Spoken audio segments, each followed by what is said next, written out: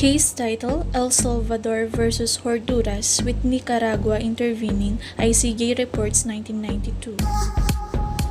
On 11 December 1986, El Salvador and Honduras notified to the court a special agreement whereby the parties requested the court to form a chamber consisting of 3 members of the court and 2 judges ad hoc, in order to, number 1, delimit the frontier line in the 6 sectors not delimited by the 1980 General Treaty of Peace concluded between the 2 states in 1980, and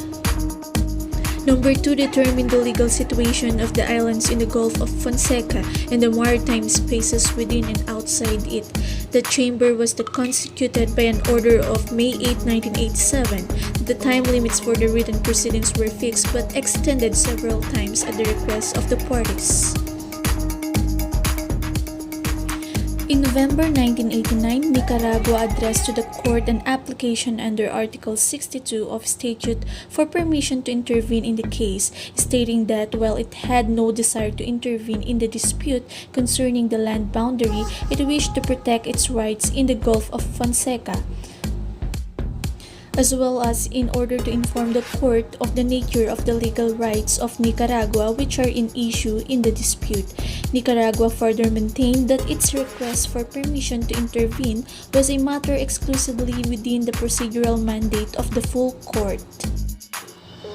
The chamber, on the other hand, decided that Nicaragua had not shown such an interest which might be affected by any decision it might be required to make concerning the delimitation of those waters, or any decision as to the legal situation of the maritime spaces outside the Gulf, or any decision as to the legal situation of the islands in the Gulf. Within the framework thus defined, the chamber decided that Nicaragua was entitled to intervene in this case.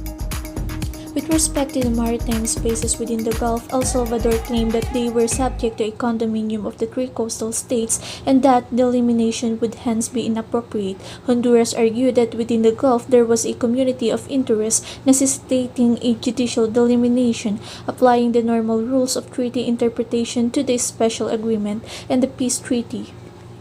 The chamber found that it had no jurisdiction to effect a delimitation whether inside or outside the Gulf. Regarding the waters outside the Gulf, the chamber observed that entirely new concepts of law unthought of when the Central American Court gave its judgment in 1917 were involved, in particular those regarding the continental shelf and the exclusive economic zone, and found that excluding a strip at either extremity corresponding to the maritime belts of El Salvador and Nicaragua, the 3 joint sovereigns were entitled outside the closing line to a territorial sea, continental shelf, and exclusive economic zone, but must proceed to a division by a mutual agreement. Lastly, as regards the effect of judgment on the intervening state, the chamber found that it was not res judicata for Nicaragua.